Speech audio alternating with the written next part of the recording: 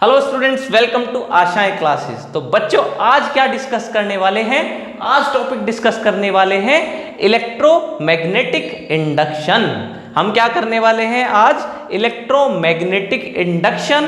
उसके अंदर एक टॉपिक है, इस चैप्टर में एक टॉपिक आता है जिसका नाम है मोशनल ईएमएफ। क्या नाम है?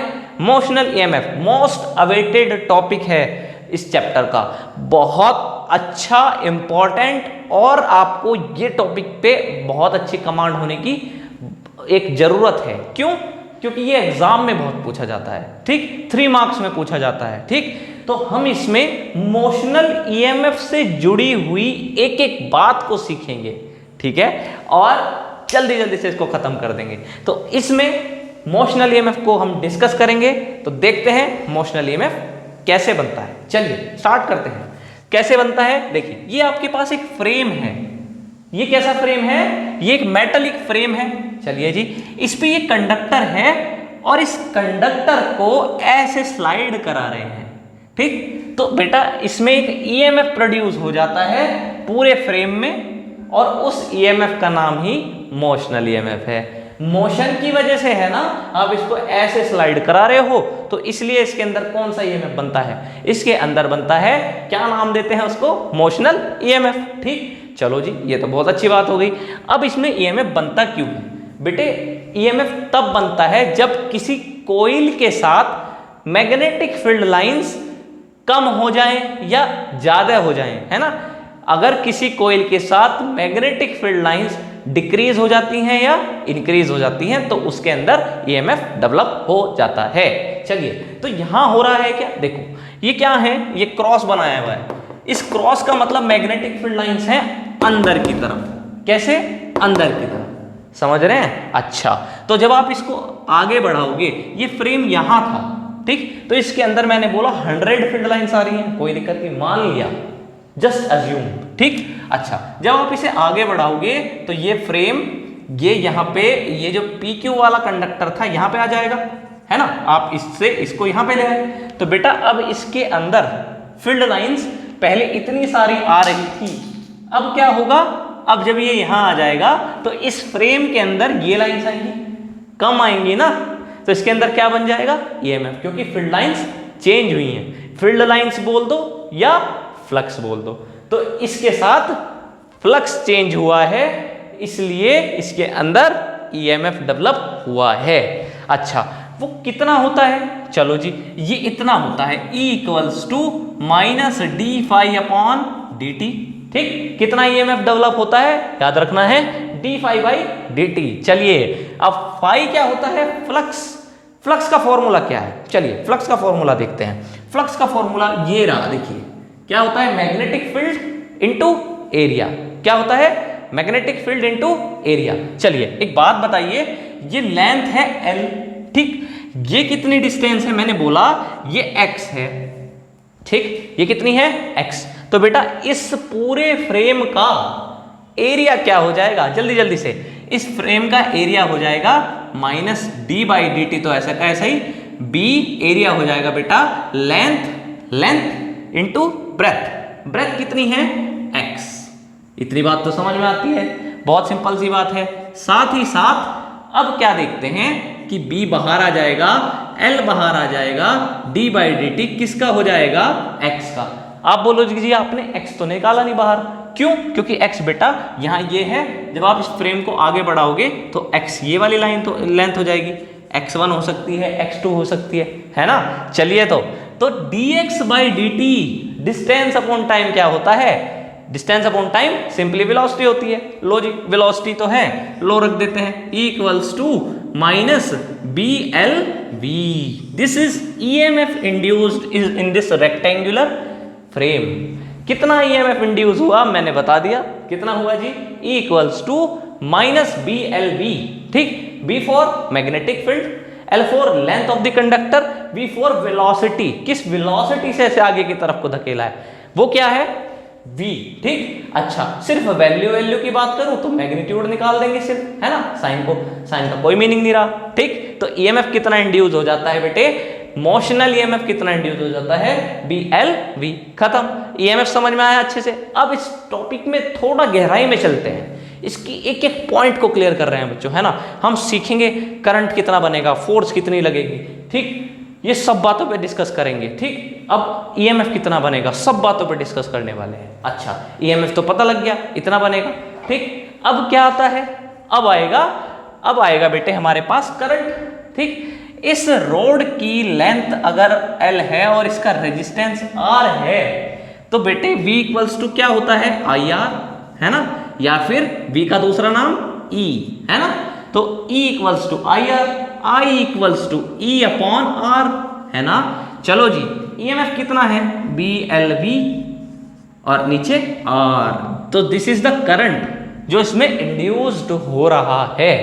समझ गए होंगे, है ना। बहुत सिंपल है ना। तो हमने करंट भी सीख लिया, हमने EMF भी सीख लिया। अब क्या सीखेंगे, अब हम एक नई चीज सीखेंगे कि बच्चों ये जो करंट बना, अगर आपसे ये पूछने लगे कि चलो करंट तो पता लग गया, अब इसकी डायरेक्शन भी बता दो, तो क्या रूल है, तो उसके लिए रूल है फ्लेमिंग राइट हैंड रूल। क्या बोला, फ्लेमिंग राइट हैंड रूल। कैसे लगाएं फ्लेमिंग राइट हैंड रूल, क्या काम आता है फ्लेमिंग राइट हैंड रूल का, मैं बताता हूं आपको। देखिए, Fleming right hand rule current की डायरेक्शन फाइंड आउट करने के लिए लगाया जाता है, ठीक। किस लिए लगाया जाता है, to find the direction of a induced current. क्या पता लगाने के लिए, to find the direction of induced current. चलिए अब देखिए, राइट हैंड, ये है ना राइट हैंड। चलो जी, इस राइट हैंड में ये जो मिडल फिंगर है, ये करंट को दिखाती है, ये हमें फाइंड आउट करना है, ठीक। ये क्या है, फोर फिंगर, ये किसको दिखाती है, मैग्नेटिक फील्ड को। ये थंब किसको दिखाता है, मोशन ऑफ अ कंडक्टर। ये किसको दिखाता है, मोशन ऑफ अ कंडक्टर। तो आपको करंट निकालना है तो करंट को टच नहीं करेंगे, आप किसको देखोगे, सिर्फ मोशन को और मैग्नेटिक फील्ड को, ठीक है। अब देखो मैं दिखाता हूं आपको। अब एक बात बताओ, मैग्नेटिक फील्ड कहां है, अंदर। ऐसे है क्या मैग्नेटिक फील्ड, ऐसे अंदर की तरफ। चलो जी ऐसे है, बिल्कुल सही कह रहे हो आप। अब वेलोसिटी कहां मान रखी है, इधर को, है ना। मोशन किधर को है, इधर को, फ्रेम का, है ना। तो ये लो जी, समझ रहे हो, ये ऐसे, ये ऐसे। तो आपकी जो मिडल फिंगर है वो कहां जा रही है, वो नीचे की तरफ को जा रही है क्या, ऐसे देख लीजिए, समझ रहे हो। अच्छा, तो ये नीचे की तरफ को जा रही है, तो इसका मतलब क्या हुआ, इसका मतलब ये हुआ कि करंट P से Q की तरफ को चल रहा है। दोबारा देखते हैं, right hand rule, magnetic field कहां, अंदर, मोशन कहां, ऐसे, इधर को है ना मोशन। तो करंट कहां आया, ऑटोमेटिक करंट नीचे की तरफ को आया, तो P से Q की तरफ को। तो करंट की डायरेक्शन पता लग गई, P to Q। ये बात क्लियर हुई, करंट ऐसे चल रहा है, ऐसे। तो इस फ्रेम में ऐसे करके तो चलेगा ये करंट, आगे ऐसे तो बढ़ेगा ये करंट। समझ रहे हैं ना, हाँ समझ रहे हैं। चलिए, तो हम इतनी बात क्लियर कर चुके हैं, करंट की डायरेक्शन पता लग गई। अब एक बात और सुन लेते हैं ध्यान से बच्चों।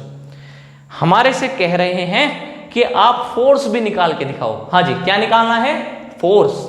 क्या करने के लिए, इसको चलाने के लिए। अब आप बोलोगे जी ये क्या बात हुई, इसको चलाने के लिए फोर्स क्यों लगानी पड़ेगी, क्यों लगाएं फोर्स, तो डायरेक्ट ऐसे चल जाएगा। नहीं, आप गलत हैं। मैं आपको बताता हूं कि फोर्स क्यों लगानी होती है। इसको चलाने के लिए आपको इसके अंदर ईएमएफ आपको बनाना है, तो फील्ड लाइंस को कम करना पड़ेगा। भाई ये फील्ड लाइंस कम हो जाएंगे, ये फ्रेम छोटा हो जाएगा, जब ये आगे की तरफ को बढ़ेगा तो इसमें ईएमएफ बनेगा।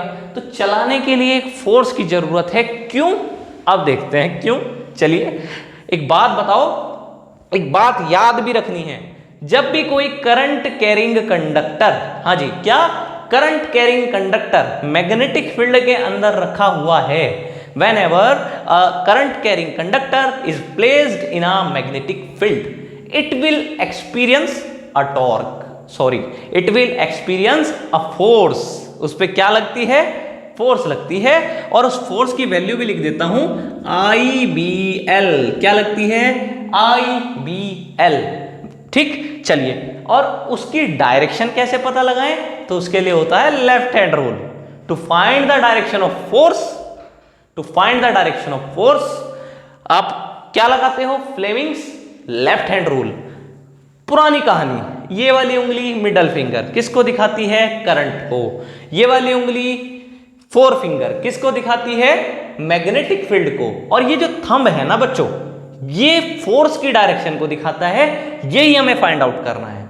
तो to find the direction of force we use left hand rule, to find the direction of current we use right hand rule. चलो तो लेफ्ट हैंड रूल का यूज करता हूं। चलिए, ये क्या है? करंट कैरिंग कंडक्टर है क्या? अभी देखा ना, इसमें करंट बनता है ना? कहां रखा हुआ है? मैग्नेटिक फील्ड के अंदर रखा हुआ है, ऐसे, है ना? तो इस पे फोर्स लगेगी। चलो देखते हैं वो मैग्नेटिक फोर्स कैसे लगती है, क्या डायरेक्शन है। ये है रूल, फ्लेमिंग का लेफ्ट हैंड रूल, है ना? चलिए, करंट कैसे? नीचे को। मैग्नेटिक फील्ड कैसे? अंदर को, ऐसे, है ना? तो आपको जो चीज फाइंड आउट करनी है उसको एडजस्ट नहीं करना होता, ठीक? तो आपको फोर्स फाइंड आउट करना है, इसे एडजस्ट नहीं करना है, ये ऑटोमेटिक एडजस्ट हो जाएगी। इनके अलावा दोनों को एडजस्ट करना है। तो फोर्स कैसे आ रही है? देखो, लेफ्ट हैंड रूल लगाया, बाहर को आ रही है क्या? ऐसे। हाँ जी, बाहर को आ रही है। तो आप बिल्कुल सही कह रहे हो सर कि फोर्स जो है ऐसे लग रही है बाहर को। बहुत सही बात है, फोर्स बाहर को लग रही है। अब हो क्या रहा है? आपको करंट बनाना है तो फील्ड लाइंस चेंज करनी है और वो अंदर की तरफ धकेल के कर रहा हूं मैं, ठीक? लेकिन ऑटोमेटिक में क्या देख रहा हूं? एक फोर्स अपने आप डेवलप हो गई जो उसे कहां खींच रही है? बाहर को, ठीक? तो ये फील्ड लाइंस को चेंज होने नहीं दे रही। मैं अंदर को फील्ड लाइंस चेंज कराना चाह रहा था, ये रोक रहा है, ऑटोमेटिक डेवलप हो गया। तो आपको इसको चलाने के लिए, जिससे फील्ड लाइंस बदलें, कम हो, आपको क्या करना होगा? आपको एक फोर्स अंदर की तरफ को ऐसे लगानी पड़ेगी, नहीं लगानी पड़ेगी? ऐसे खींचना पड़ेगा, नहीं खींचना पड़ेगा, है ना? कितना फोर्स लगाना पड़ेगा? जो इसको बाहर को खींच रहा था वो फोर्स ऑटोमेटिक कितना बन रहा था? IBL, है ना? डेवलप हो गया था। तो इतना हुआ बाहर। तो मिनिमम फोर्स इसे खींचने के लिए, फील्ड लाइंस को बदलने के लिए, इसे अंदर को खींचने के लिए मिनिमम फोर्स उतना लगाना पड़ेगा। इतना तो लगाना ही पड़ेगा जितना कि बाहर की तरफ लगता है, इतना तो आपको लगाना पड़ेगा, है ना? ऐसे बाहर, ये बाहर को खींच रहा है, ऑटोमेटिक लग रहा है ये फोर्स। हम इसे कहाँ खींच रहे हैं? अंदर की तरफ, ठीक? तो आपको मिनिमम फोर्स कितना लगाना पड़ेगा? IBL, है ना? ज्यादा लगाओगे और अच्छी बात है, लेकिन इतना तो लगाना पड़ेगा क्योंकि बाहर को ऑटोमेटिक एक फोर्स बाहर को डेवलप हो रही है। कैसे करें? अब कुछ नहीं करना, ये फोर्स निकालना चाह रहा था। क्या करूं जी? कुछ नहीं करना, I की वैल्यू उठाओ, ये रही BLV/R। क्यों ना यहाँ फेंक दें इसको, BLV/R, और साथ में क्या? B, और साथ में क्या? L हो गया।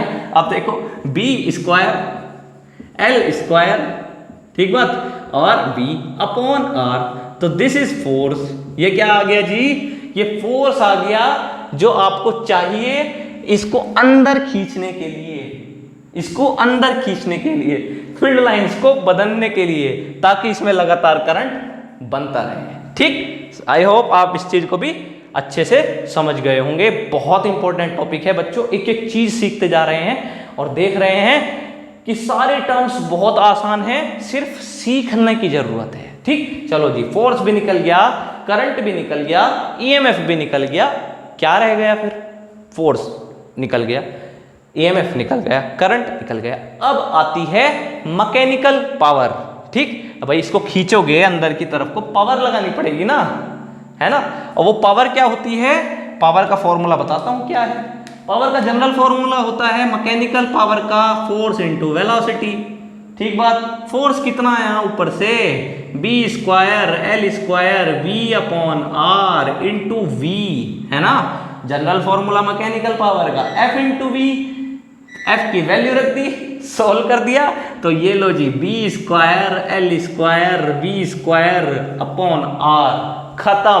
पूरा मोशनल EMF सीख लिया बच्चों, with Fleming left hand rule, with Fleming right hand rule, with EMF कैसे प्रोड्यूस होता है, विद फ्लक्स, विद एक एक चीज हमने सीख लिया, ठीक? तो हमने इस टॉपिक को बहुत अच्छे से सीख लिया। एग्जाम पॉइंट ऑफ व्यू से बहुत इंपॉर्टेंट है, छोड़ना नहीं है। मैंने आपको अच्छे से सिखा दिया है, याद रखना है, अच्छे से करके आना है, एक एक क्वेश्चन एग्जाम का खत्म करके आना है अच्छे से।